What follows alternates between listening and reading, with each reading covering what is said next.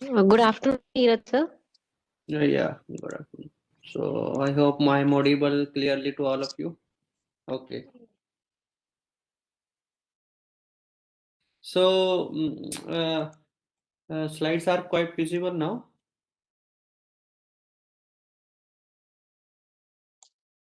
Yes, sir, slides are visible. Okay.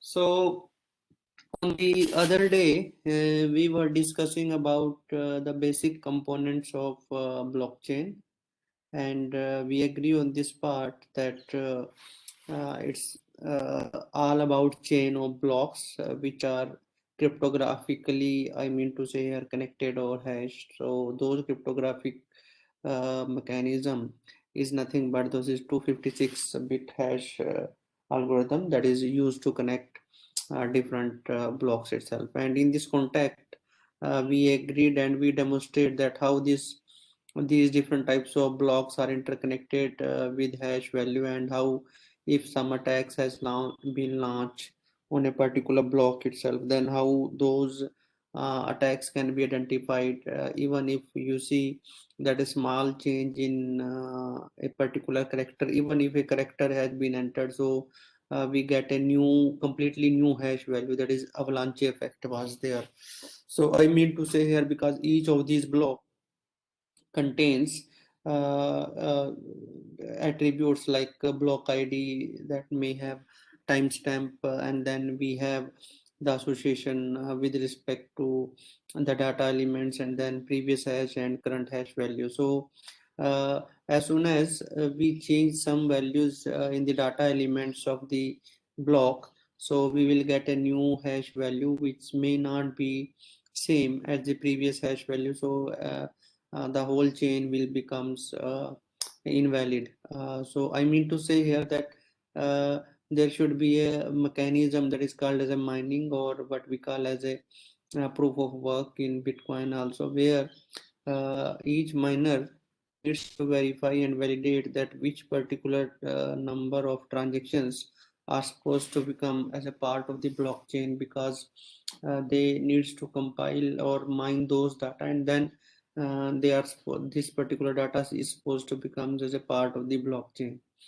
So we easily have demonstrated that how the properties of hash functions has been there. So we have discussed that yeah, whatever the hash function has been defined, so it should be a one-way hash function, and it should be completely deterministic in the sense that if I enter, let's say, character n from any computer, so corresponding hash value should be the same for characters n, irrespective of the machine from which that character has been entered. So I mean to say it is completely deterministic, and it should be have an avalanche effect in the sense that even if a small value has been changed, we get a new complete new value association for 256-bit hash, 256-bit hash, and that is 64 character code. So that's why it has been called as a avalanche effect. Now in practical scenario, you see that we require some sort of platform for designing our smart contract, because smart contract, as we have already discussed, is a piece of code. It's not a pen and paper work, so it is only I mean to say a piece of work is there, and that piece of work can be written down in different languages. So and also for whenever we write some code, like in any programming language like C, C++, Java, we require some platform for execution, we require some environment for the executions, or what we call as a we require some what we call as a compiler association with that. So as far as this blockchain is concerned, so we require some platform that is called as Ethereum virtual machine, EVM. So that Ethereum virtual machine provides the environment for uh, execution of the code that had been written in a language, and the language that had been used for writing down the smart contract is Solidity. So Solidity is a language that is being used to write down the smart contract.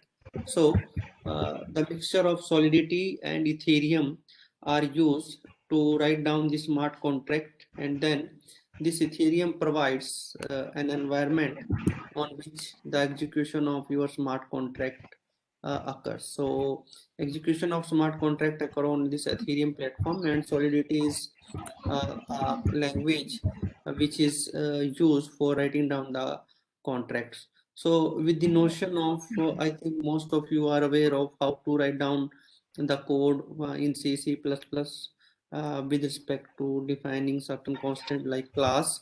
So same is here in Solidity, we require just like class to be defined it out, and that is class to be defined out with respect to designing or writing a keyword that is called as a contract, and then followed by the name of that particular contract which we have to deal with.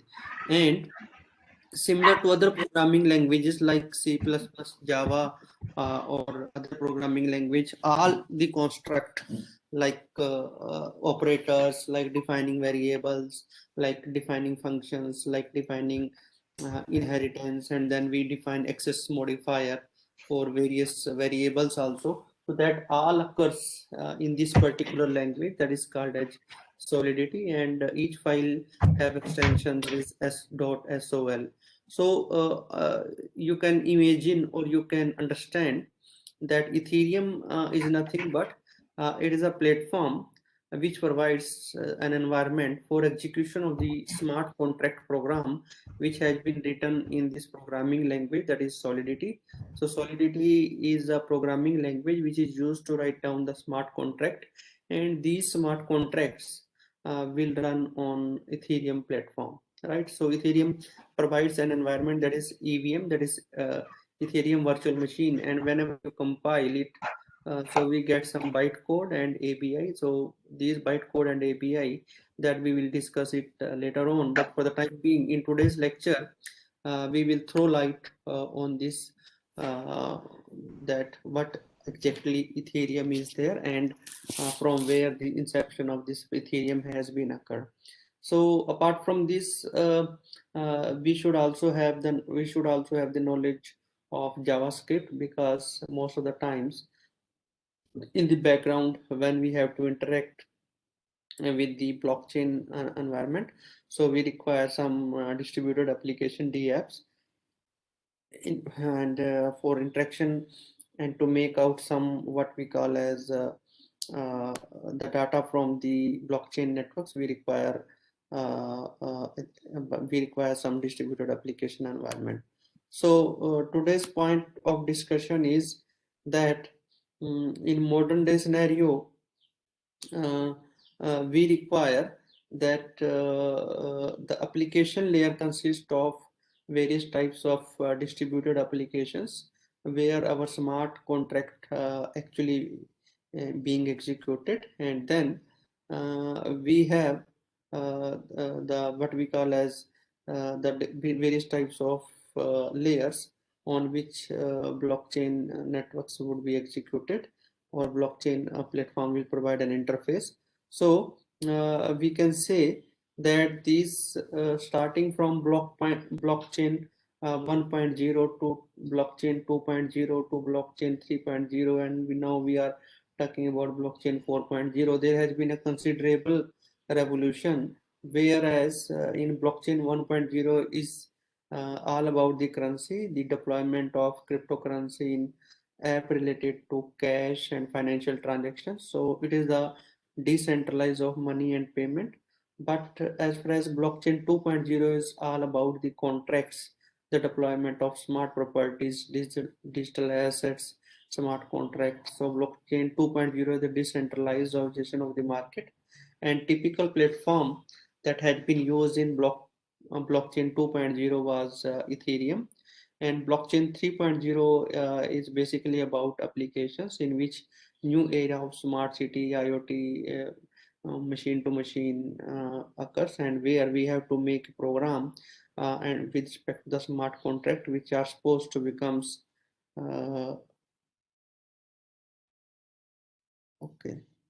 which are supposed to become with respect to what we call as, just hold on, somebody say something. Okay, so I mean to say here that as far as Ethereums are concerned, so in case of Ethereum, we read some participant put some questions, I guess. Okay, nothing else. Okay.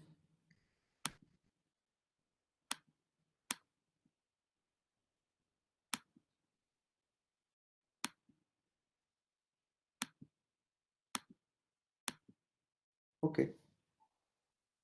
So I mean to say here that there has been a revolutions starting from blockchain 1.0 to blockchain 2.0 to blockchain 3.0, and each of these revolutions we have different types of we can say environment.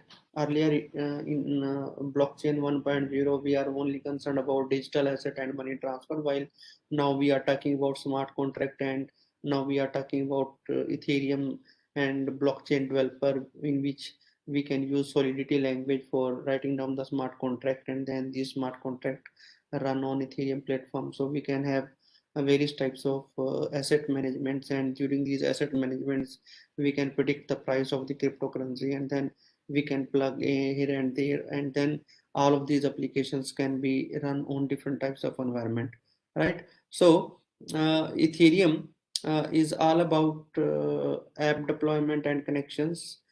So from where this inception of Ethereum has been occurred. So there was a Russian Canadian programmer who founded this Ethereum when he was only 19 years old. So it consists of basically uh, a blockchain types of wallets that consisting of accounts, that is two types, and wallets, and various types of transactions that are supposed to become as a part of the blockchain.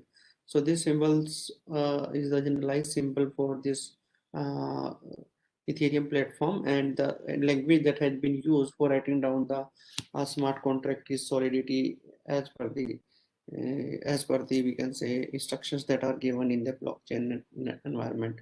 So cryptographic mechanism that had been used for the Ethereum is hash functions, asymmetric cryptography, and then signatures. So I think we have already discussed this, that in hash function, and every blockchain consisting of SHA-256 bit hash. So this SHA-256 bit hash has been used for all types of hashing mechanism in Ethereum, and is derived differently from the standalone blocks based cipher or previous hash values. So, and digital signatures are used for finding out the identity of a particular person in blockchain networks. So, in which signers use private key to generate a signed message, and this signed message can be verified using the signer's public key. So hash that are signed in Ethereum, not the data itself. So this was the point. And basically, if we talk about uh, if we talk about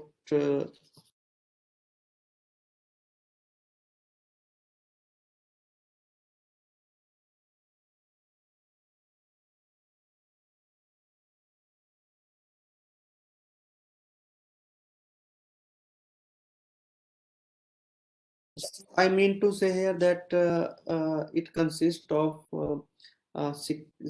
highly secure transfer mechanism using this Ethereum platform. So it consisting of Ethereum blockchain, consisting of basically the blocks, and then it consisting of various types of functions.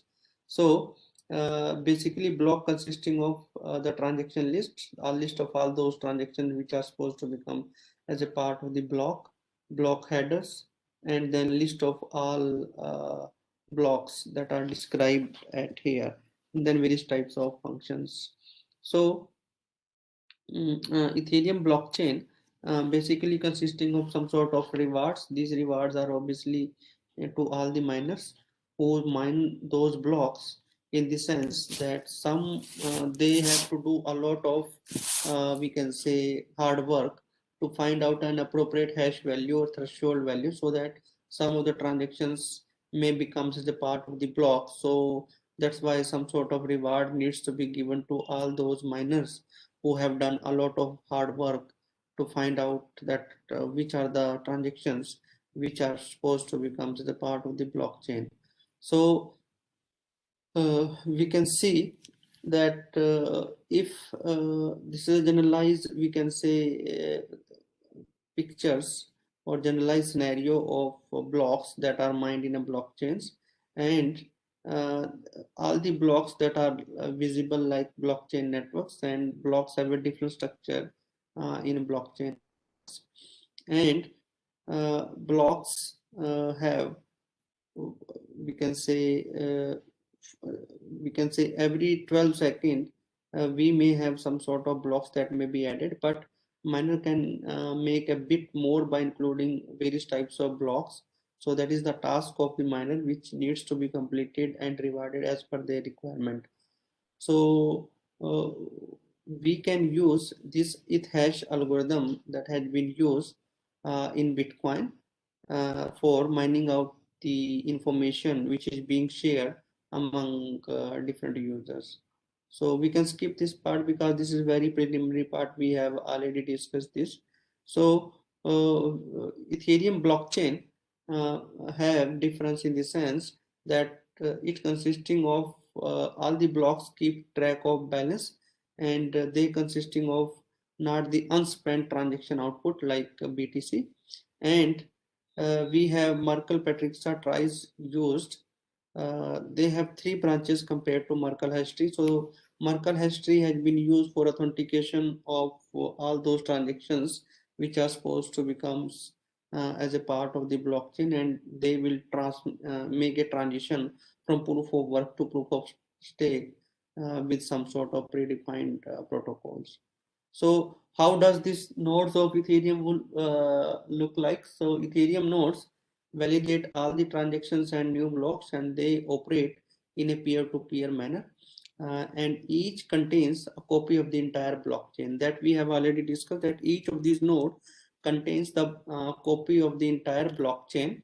And if we have to add some new nodes into that blockchain, then miner have to do a lot of work, because new block can be added only after validations. So it means to say there are some sort of light clients also which store only the block headers, and it is used for providing verification through tree structure data structures, and they don't execute transaction but use primarily for balance validations. So that implementation can be done with respect to a language, variety of language, that is Go and Rust are the language which are most popular that are used in this Ethereum blockchain. So accounts and wallets that are used in Ethereum are of two types, that is externally owned accounts, that is EOO, that is the most common account, and contract accounts. So that consisting of public and private key pairs, it allow for interaction with the blockchains, and wallets is a set of one or more external accounts that are used to or store the transfer the ethers from one node to another node. So ethers are just like tokens that needs to be transmitted from one node to another node in Ethereum blockchain platform. So these external accounts, that is consisting of association nodes, that is amount of transaction that are sent from account and a balance, and code hash is hash of associated account code. It means it is a computer program for smart contract, and it consisting of a hash of empty string for external accounts. So its storage root is root hash of Merkle tries of associated data. And in case of contract account, so Ethereum account can store and execute the code, and they has an associated nonce and balance, and code hash has hash of associated accounts like here. These are the code hash. So these code hash consisting of account code storage root that contains a Merkle root of associated storage data. So these are the some preliminary information for finding out the information on the Ethereum blockchain. So if we talk about the public and private key, so Ethereum private key are 66 character strings with 0 appended, and this is case is irrelevant. Similarly, Ethereum private key maps to address directly. So simply the last 40 characters of this 256 hash of the public key. So that has been used in Ethereum contract system. And then comes the transactions.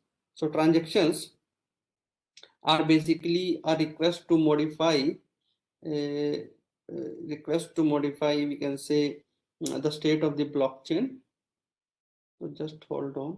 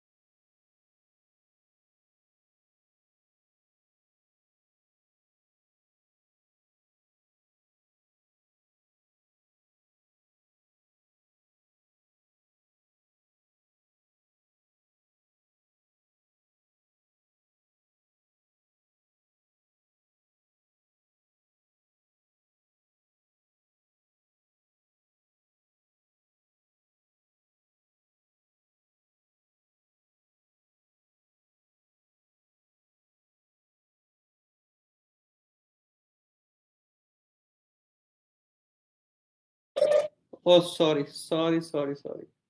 Mic was muted. Okay, thank you. So I mean to say here that gas was the problem, which consisting of that we needs to take care of infinite loop problems. So that how to break up this infinite loop problem, that is a reason for gas, that consisting of that we should take uh, charge fee for per computation steps that we needs to perform to limit the infinite loop and to stop flawed load code for executions. So during the execution of every smart contract, we needs to specify a measure of how much one is willing to spend on a transaction, even if it is bogus transaction, right? So gas cost can be computed with respect to gas price. So currently market price of a unit of gas, that you can check it out from this website. So it is always set before a transaction by the users, and we need to set out the gas limit, that is maximum amount of gas user is willing to spend, and it is help to regulate the load on the networks. Then we need to specify the gas cost that is used when sending the transaction is calculated by the gas limit divided by the gas multiplied by the gas price. So all the blocks that in Ethereum which are to be executed have some gas limit, that is maximum gas each block can use, so that we can set out a certain limitation on that all the resources should not be executed or should not be occupied by a particular block. So we need to set out this gas limit during the execution of program on Ethereum blockchain platform.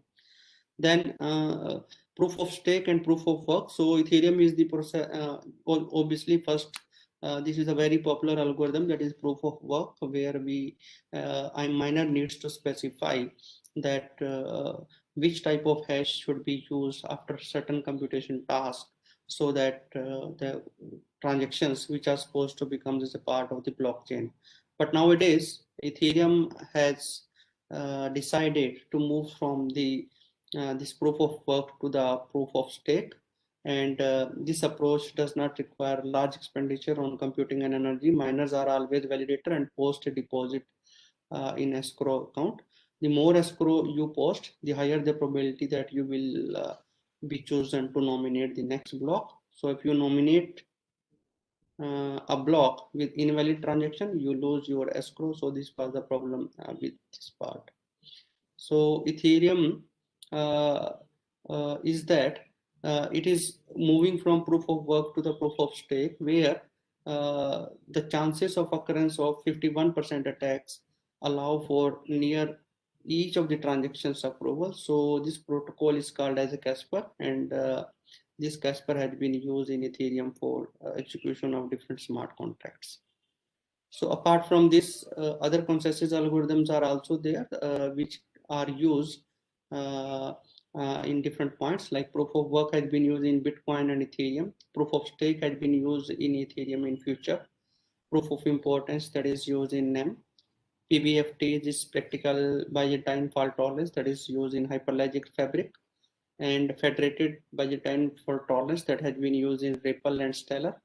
And depose is delegated proof of stakes is also there. Proof of elapsed time is also there. So there are number of fault tolerance and we can say consensus algorithms that we will use or discuss in future. But for the time being, you can see that Ethereum had been used for wide range of applications in a generalized scenario for this type of environment. So I'm taking a 5 minutes break, so kindly bear with me. Only 5 minutes break, then we will start again this session. So just wait for 5 minutes.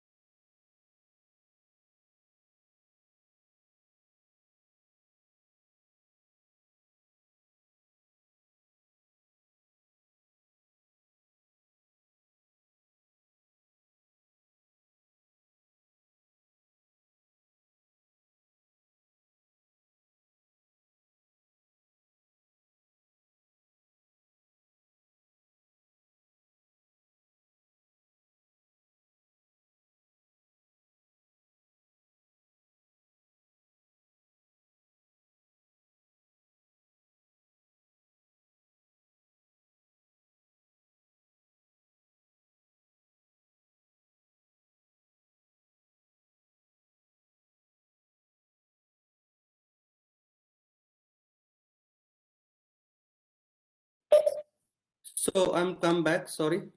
So you see that if we, I'm audible? Hello? Yes, sir. Okay.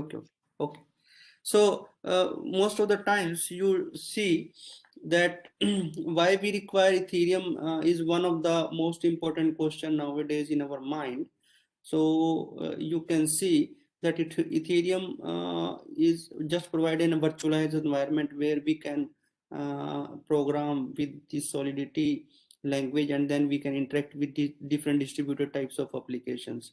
The question here is that why we require Ethereum, and what is Ethereum? So it is open source, we can say distributed computing platform, which will provide smart contract and functionality to build distributed application or decentralized application on top of this platform. So Ethereum will change the way many service providers can think of it as we move from blockchain 1.0 to 2.0 or 3.0, and then we have various other version of the blockchain. So it is basically a decentralized, we can say, architecture, and it is based upon thousands of computers that operate 24/7, and then these are distributed all across the world. So that's why many call Ethereum as a world computer, because you see it will fetch the real-time information of the cryptocurrency and then provides the users a unique platform, because it provides a way that one users that may be located in one domain can make the payment to another users on the other domain. So for example, let's say an application can be programmed to make a payment to a person. When it rains, the payment will be automatically, and the programs can run safely without any human intervention. So it is open that anyone can upload their apps to the Ethereum networks, and anyone can participate in these networks of the nodes that executes the applications and verify the transactions. So there are different, I mean to say here, mechanism through which we can interact with the Ethereum platform. Like we can build our distributed application, we can design our web apps. These web apps may be HTML based web apps. Through these web apps we can interact with the Ethereum platform, and then we can make a, obviously in the background we can write down the smart contract system, and then this smart contract can be fetched from any node itself. So node, I mean to say here that all those nodes which are capable of performing transactions are treated as a part of the blockchain once those has been verified using by some miners, and these can become as a part of the blockchain like here. So this is just like an Ethereum platform, like you can see that in between this EVM Ethereum virtual machine is there, which will provide a virtualized environment. Using this virtualized environment, you can see that each of these computers that may be located across different geographical region, and user can interact with all of these computers from anywhere, and then Excuse me, sir. yeah, sir आपकी screen visible नहीं है. I think I have already shared. Just hold on. Now it is visible. Yes, sir. Earlier it was not visible. No, sir. Okay, sorry. So this is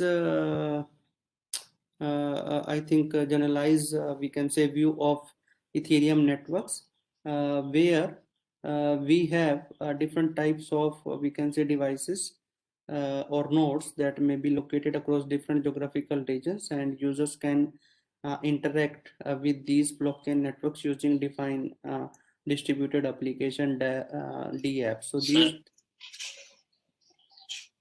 yes, please. Any query? Okay, no problem. So I mean to say here we can design web apps. Through these web apps we can interact with these blockchain networks, and we can fetch or we can interact with the smart contract that has been written in some programming language using this Ethereum virtual machine. So that's why you can see that this Ethereum virtual machine provides a unique platform where different types of users can interact from anywhere on these blockchain networks and access the information, and after accessing the information on this blockchain, these validity of these transactions can be easily be verified.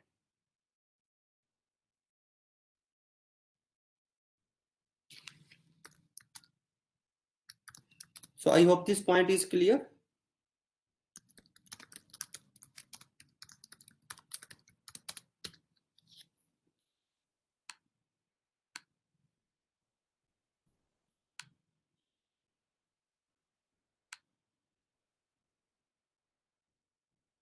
Hello.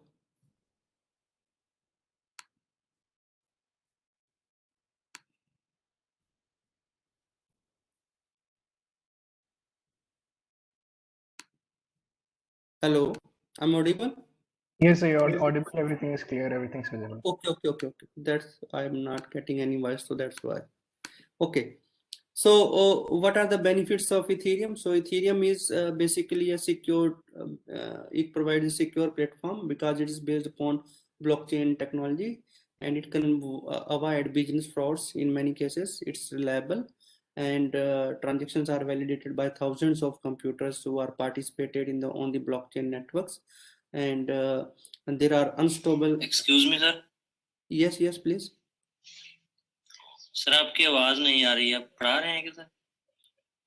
यार आवाज क्यों नहीं आ रही? अभी तो बोल रहे थे कि आप आ रही है आवाज. Hello. Yes, sir. Voice clear. It's audible. It's audible, sir. I think the issue is with the student, I guess. अच्छा.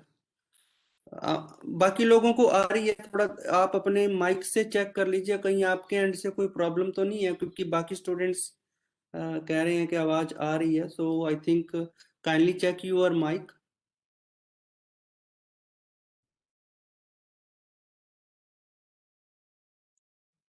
Okay. So I mean to say here, it is reliable because transactions are validated by thousands of computers. These thousands of computers, as I have discussed in the previous lecture also, they each of the transactions are validated by some consensus algorithms. Using those consensus algorithms, obviously some of the transactions will be becoming a part of the block only after certain validation. So that's why all these transactions are validated by a number of computers. So that's why these increase our reliability. नहीं आ रही भाई, वो तो mic off है sir. Sir आपका mic off है sir. Excuse me sir. Just hold on.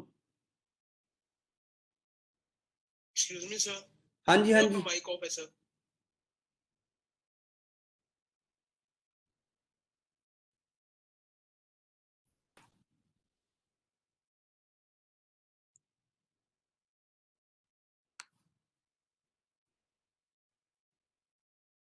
Mic तो on है यार, आवाज तो आ रही है ना आप लोगों को?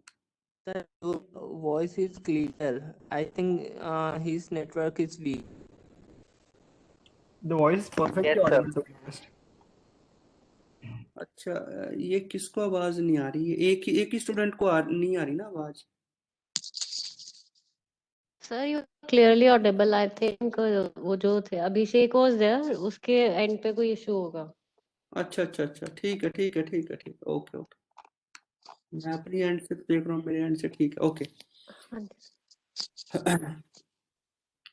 So Ethereum architecture would look like this, where we have this type of networks, and Ethereum, all of these Ethereum tokens are called as Ether. So these are just like some sort of token. So we can pass tokens from one node to another node. So these are just like ethers which are shared among different we can say nodes which are on the blockchain network. So these tokens, Ethereum networks can be defined as a collection of basically decentralized and distributed vending machines. So we take tokens and pressing the number of to specify the actions to be taken on the networks. So whenever a number is pressed, a certain code would be get executed inside the machine. This is called as a smart contract, and then service provided to the concerned user have been there on the networks. So these tokens used on the Ethereum networks, these are called ethers. So it is basically a cryptocurrency of the Ethereum and used to pay for the transaction fees to the end user. So this is just like this. So if we have to pay certain users, let's say somebody is making some sending some ethers to these users, so this is just like a fee which is to be paid to these users on this Ethereum platform. So so I mean to say here, what is the need of developing Ethereum when Bitcoin was already existed? So that's the question that we have in our mind. So you can see if we have to compare Bitcoin and Ethereum, so we can say here we have in Bitcoin we have a proof of work, while in Ethereum we have a proof of work, not exactly proof of work. Excuse me, sir. Yeah. Yes, please. Hello.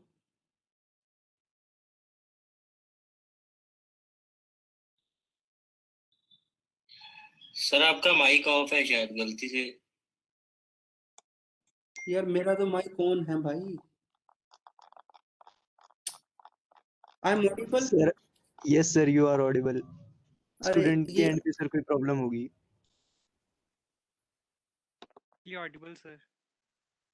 Okay okay okay, आज तो ऐसे ही निकल जाएगा time, है ना, हम check करते करते। anyhow sometimes this may happens. So here we have a proof of work in Bitcoin, here we have a proof of stake in Ethereum.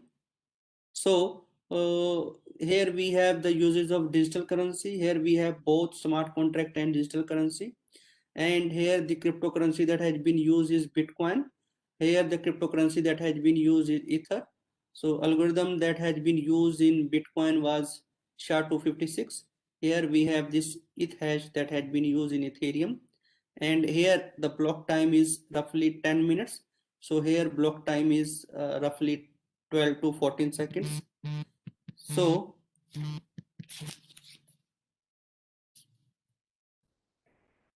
hello.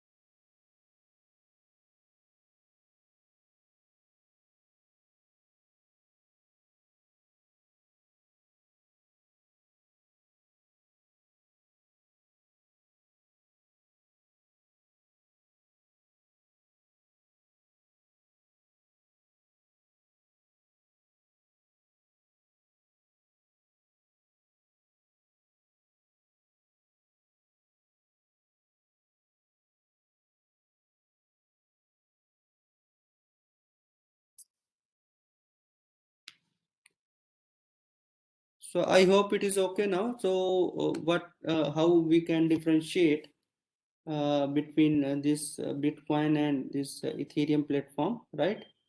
So you can see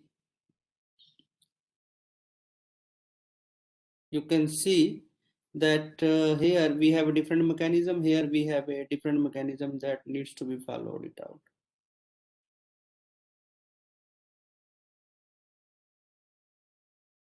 So what are the various types of Ethereum accounts? So Ethereum accounts are basically two types, that is externally owned account and contract account.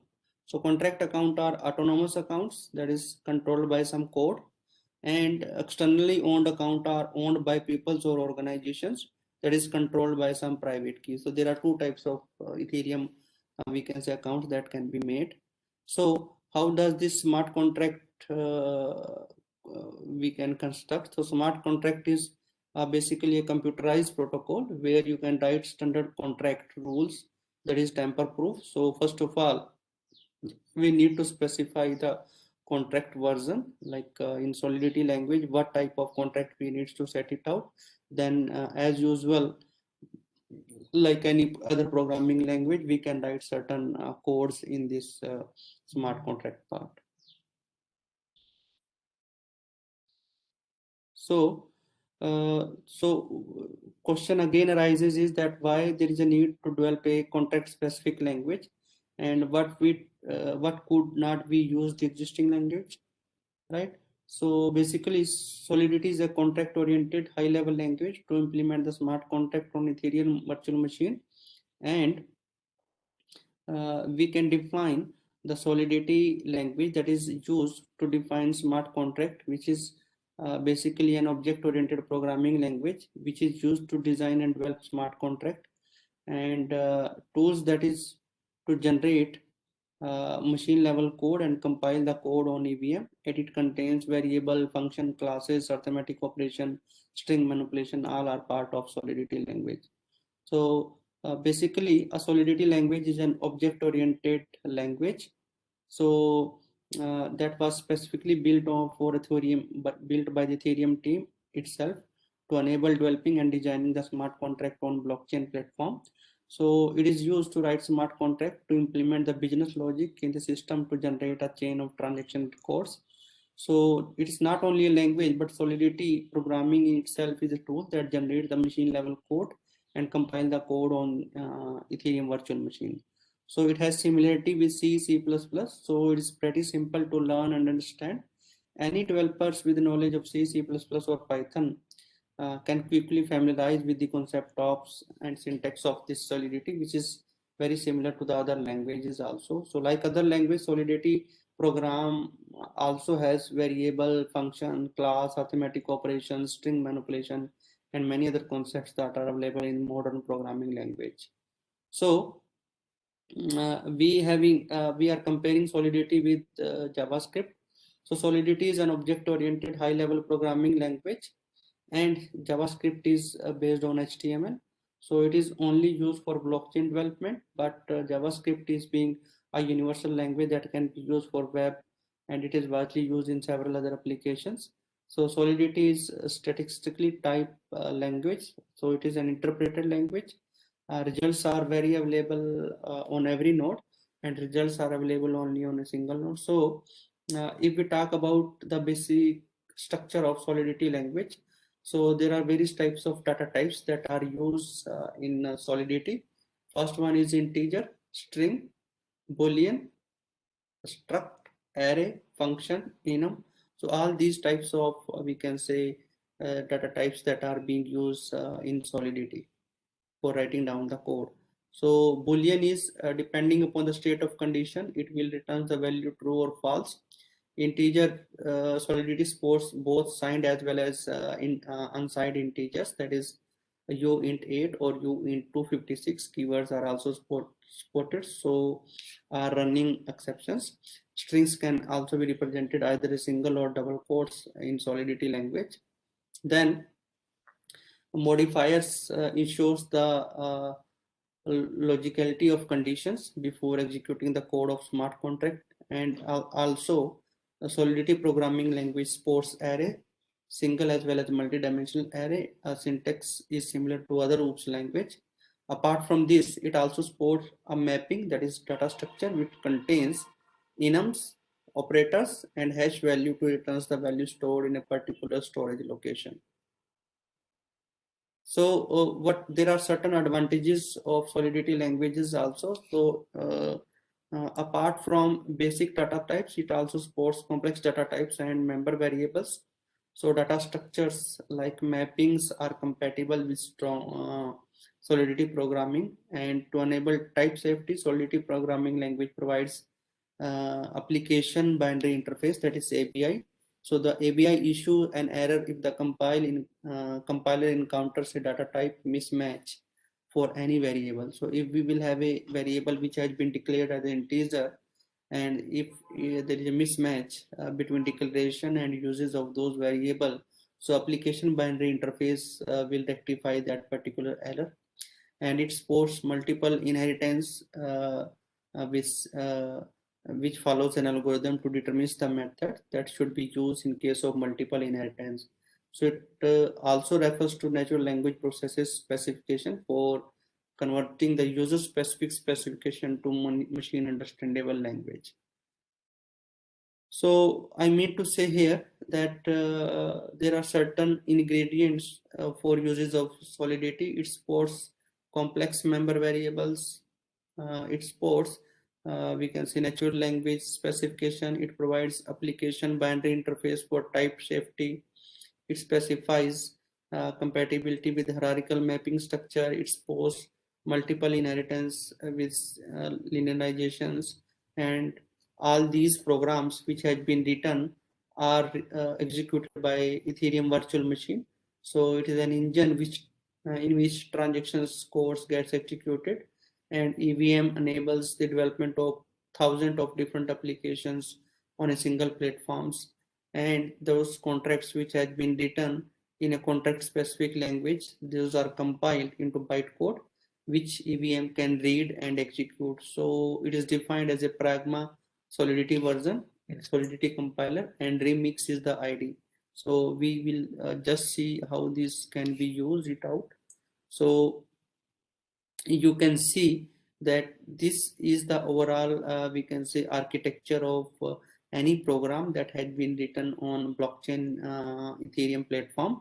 So it handles the internal state and computation in Ethereum. So EVM can be thought of a large decentralized computer with millions of objects. Those are called accounts, which have the ability to maintain an internal database, execute code, and also have they can talk to each other. So just this is just like this. So we have some users requests like 2 ethers to be transmitted or to a particular users.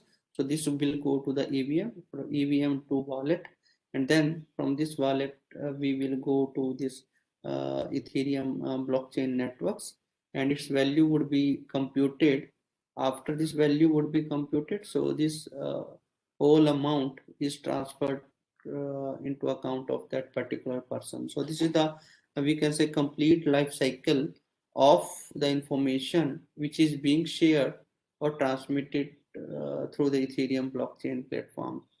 So as gas we have already discussed, it is required to be paid for every operation performed on Ethereum blockchain. Its price is expressed in either, and it's decided by the miner, so which can refuse to process the transaction with less than certain gas price, because we need to set out the gas limit or amount of gas the contract can use for its computation. So if that gas value would be less, then a miner can refuse to mine the transactions which are supposed to become the part of the blockchain networks. So if we talk about Remix ID, so we can directly go to the Remix ID here because it will not be, we can say, easy part. So we just go to the Remix ID platform.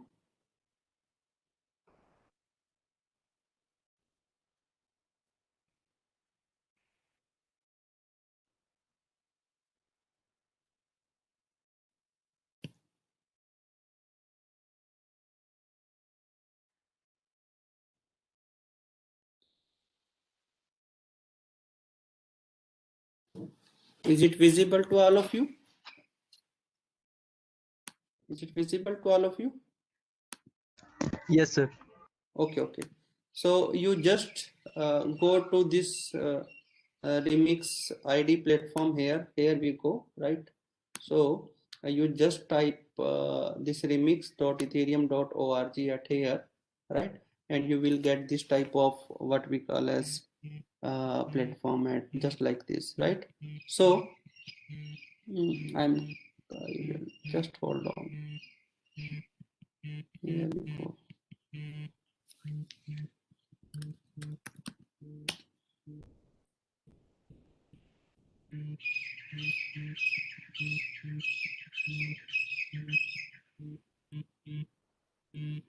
Okay, got it.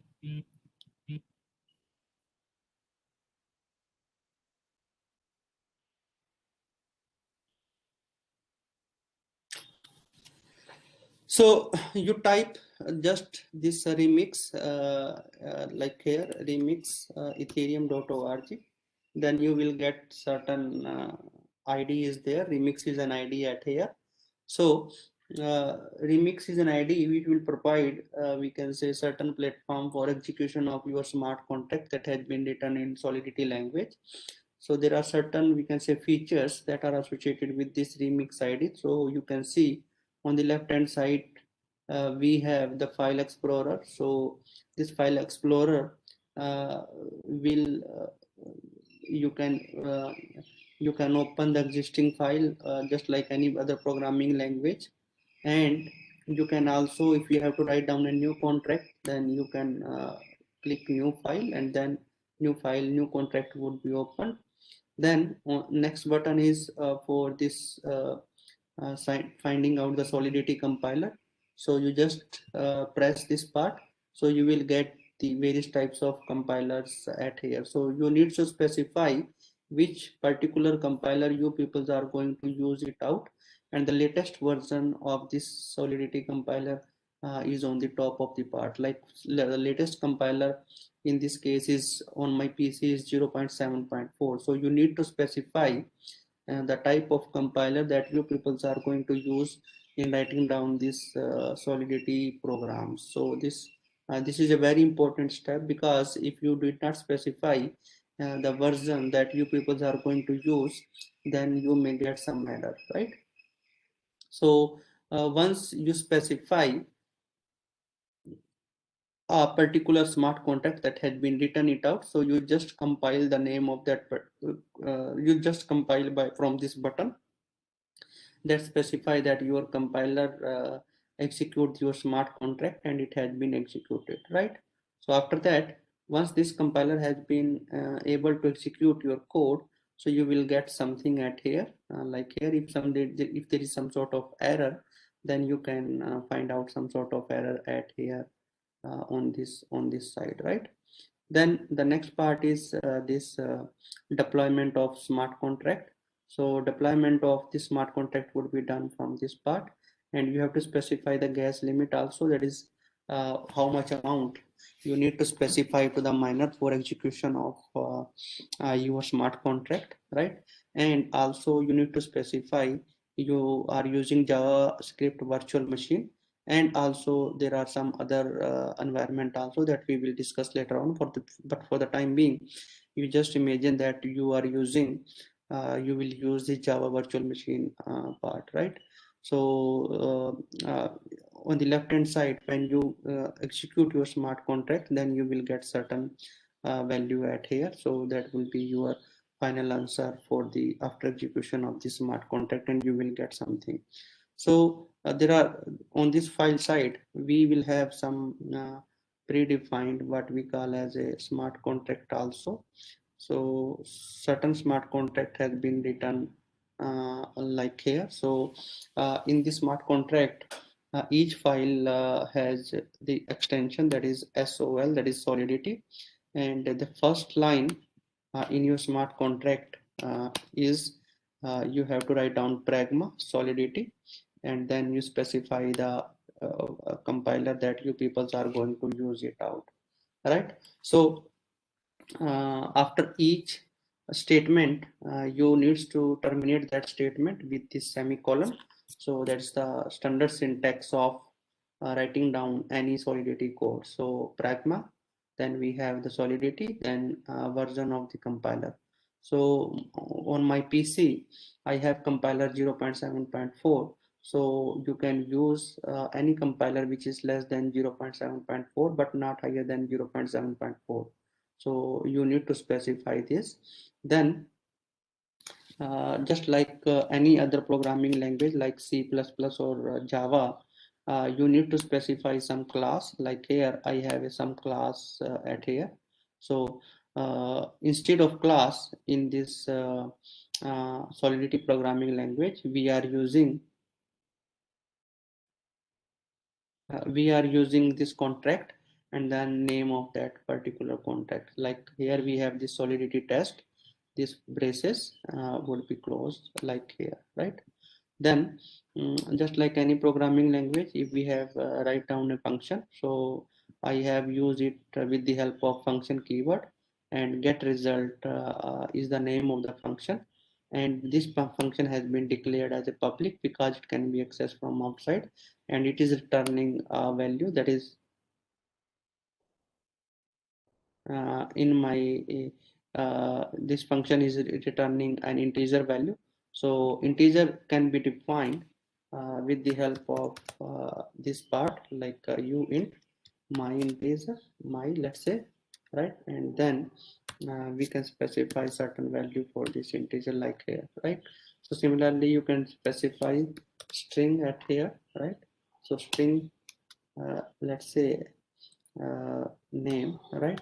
So we can define this like this, like let's say Neeraj, right.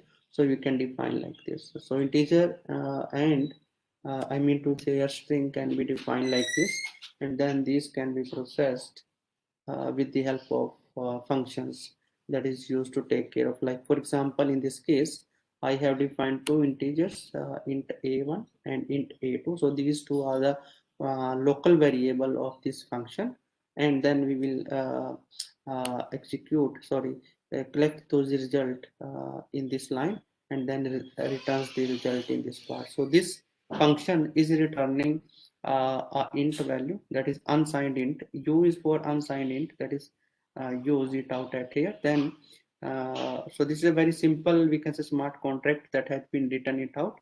So again we will save it in some file by name, let's say hello.sol, and then we go to this compiler, compile this hello.sol if there is some sort of error, right. So we can try to figure it out which particular error that particular string has generated, and after that we will compile and run that smart contract system. So I'm just checking it out, the part that we have written it out. Just hold on.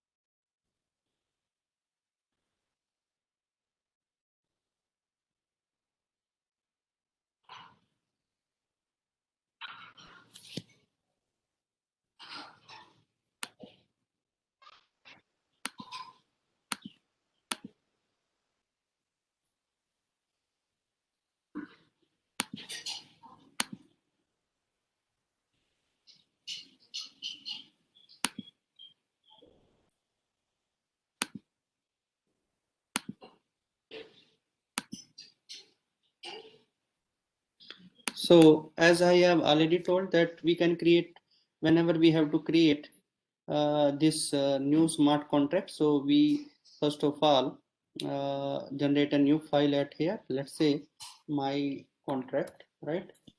So we can construct a new file with some name. I hope this needs to refresh it out.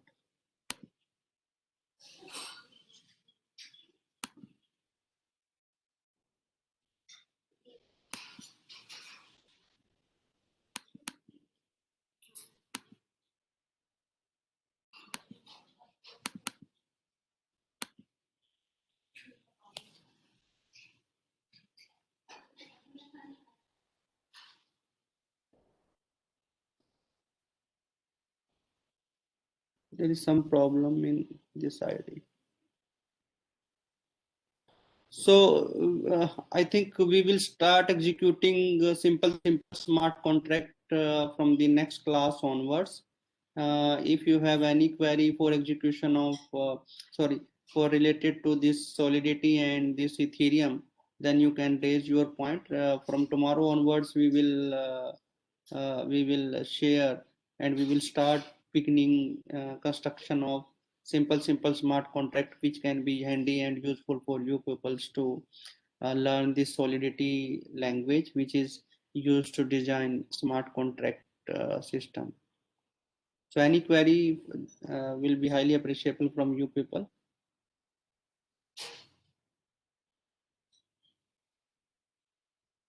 Okay, thank you very much. If you don't have any query. Any one of you who is having any query, you can ask now. Jasprit want to say something. Excuse me, ma'am. Yes, who's there? How we will get the PPTs and all stuff regarding this? Actually, we want some content to read personally, except that videos from YouTube. Okay. Neeraj sir, are we providing them the PPTs?